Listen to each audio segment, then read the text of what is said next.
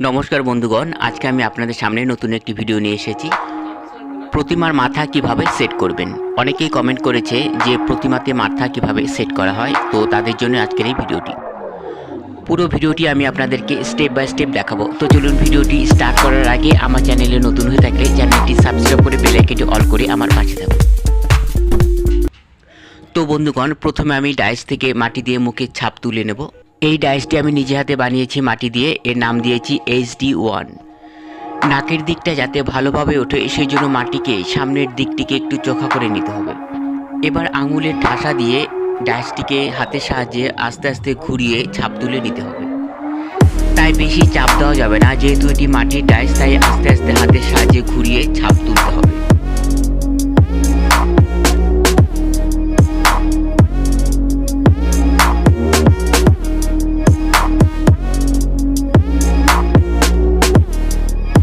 এবার এটিকে আস্তে আস্তে টোকা দিয়ে আলগা করে তুলে নিতে হবে।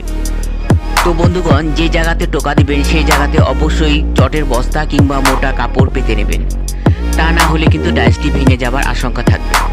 এই দেখুন বন্ধুগণ, খুব সুন্দর মুখের ছাপ উঠেছে। তো এই ডাইস কী করে বানাতে হয় তার ভিডিও কিন্তু আমার চ্যানেলে দেওয়া আছে, আপনারা দেখে নেবেন। তাছাড়া আমি ডেসক্রিপশনে লিঙ্ক দিয়ে দেবো।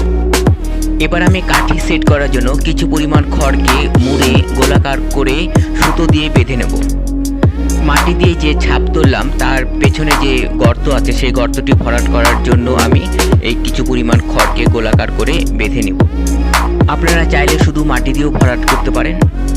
যেহেতু আমি সাথে সাথে সেট করে দেখাবো সেই জন্য আমি কিছু পরিমাণ খড় আমি বেঁধে নিয়েছি।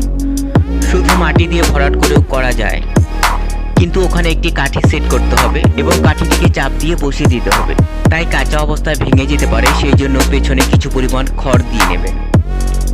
এই দেখুন, এই জায়গাটি আমি কাঠি সেট করব। খড় দিয়ে নিলে কাঠির প্রেসারটি খড়ের উপর থাকবে।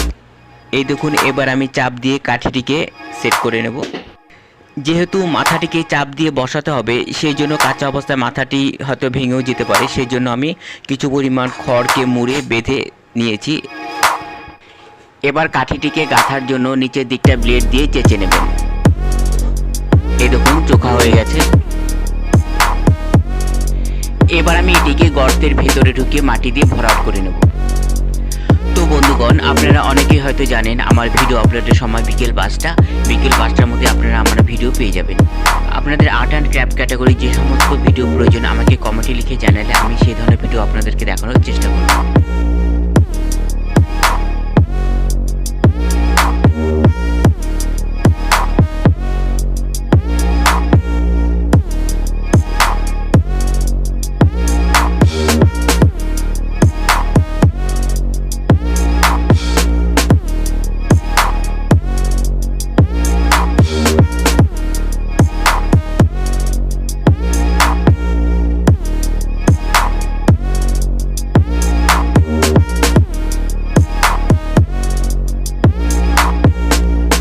এই দেখুন, মাটি দিয়ে ভরাট করা কমপ্লিট। এবার আমি সেট করে দেখিয়ে দেব। এবার মাথাটি সেট করার জন্য গলার দিকটা একটি কাঠি দিয়ে ফুটো করে নেবেন। এবার মাথাটিকে হালকাভাবে চাপ দিয়ে বসিয়ে নেবেন।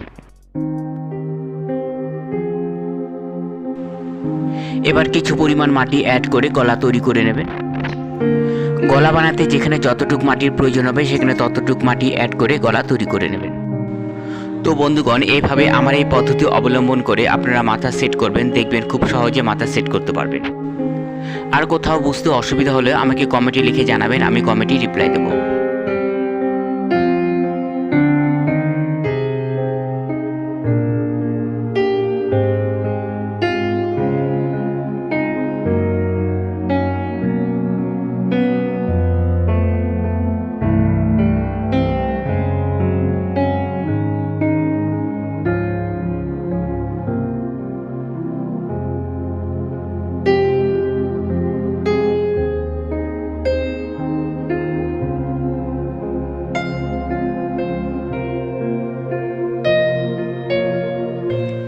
এবার আঙুলের সাহায্যে হালকা জল দিয়ে মসৃণ করে নেব।